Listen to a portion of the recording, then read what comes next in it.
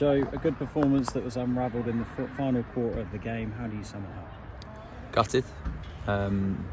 Obviously, it is a difficult place to come, Worksop. I've never had an easy game here. Any time I've come here with any team, we've put ourselves into an outstanding position with things we felt we could do to hurt them in terms of our overload centrally.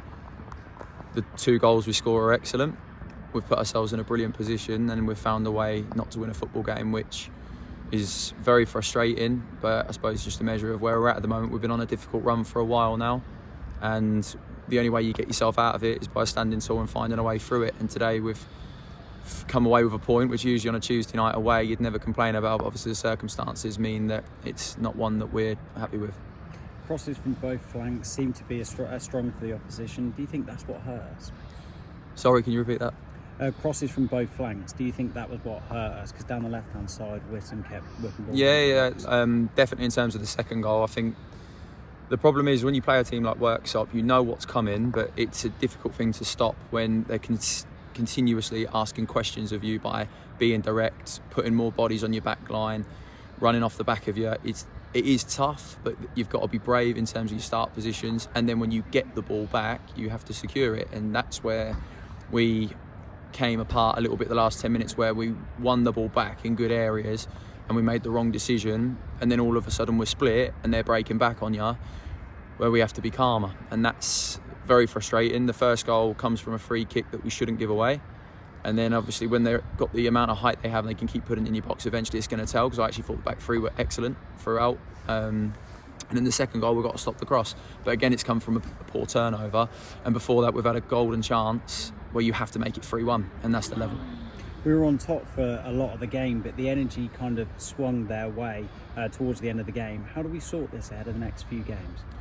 Well, you have to stick to who we are and what we believe in, and you have to play with personality. And when we scored the first goal, you saw how it settled everybody down. It's an excellent goal. And then at the start of the second half, again, we rode the wave for 5-6 minutes, and then another brilliant attack where we've combined, got down the sides, and an arrival at the back post. Craney coming across him and between the two centre halves to finish it like he does. So you put yourself 2-0 up away.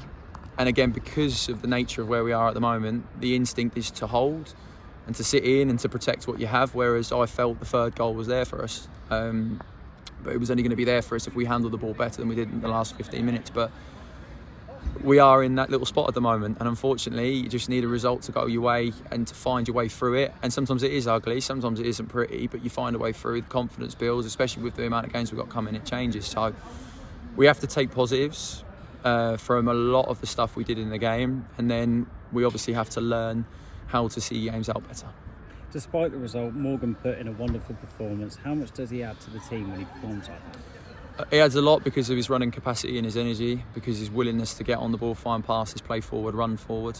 But you can go through a few of them because there's a lot of good individual displays tonight. Again, Craney coming back in helped us a lot. I thought Charlie Wilson was outstanding in the back for us his first 90 minutes for I think about 5 months, and only his second game in senior football, so huge credit to him.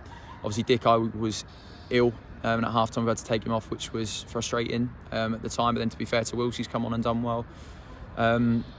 We do have some very, very good players, but at the minute there's little aspects of it that aren't quite clicking. But as I say, the only way you can do it is by working harder and fighting through it. And tonight, yes, it hurts a lot. I'm gutted because I'm gutted for them. I wanted it for them. I wanted it for the fans who were brilliant tonight, and they travelled in numbers, and we want that win for everybody, because once you get one, it can soon turn the other way because the confidence builds. But it hasn't been tonight, but that's just got to make us more and more determined to go into Saturday and try and fly.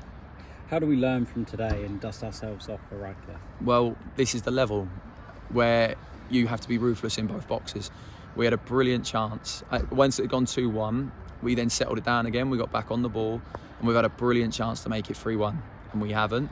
And then when it doesn't go for you in that instant, you have to make sure that you keep doing the things that have got you into that position where you land on second balls, your distances are small, you get round each other, you complete your clearances. When you get it back, your detail's good.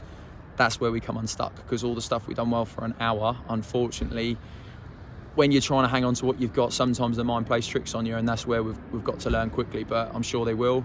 I'm right here with them, and we will be back in on Thursday, and we'll try and put it right as quick as we can. Thank you. No